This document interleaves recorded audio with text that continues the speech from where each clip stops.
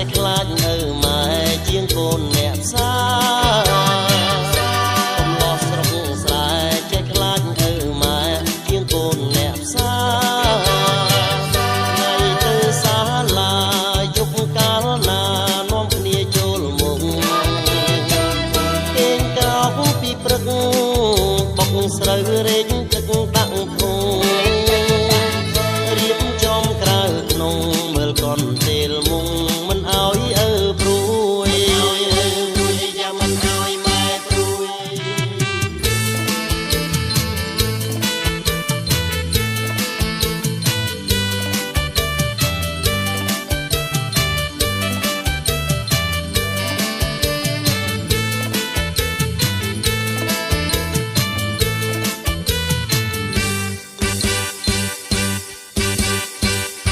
កំឡោះស្រុកស្រែចេះខ្លាចនៅម៉ែជាងកូនអ្នកផ្សា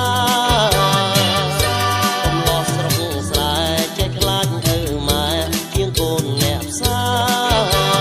ថ្ងៃទៅសាលាយប់កាលណានាំគ្នាចូលមុខគេងក្រោកពីព្រឹក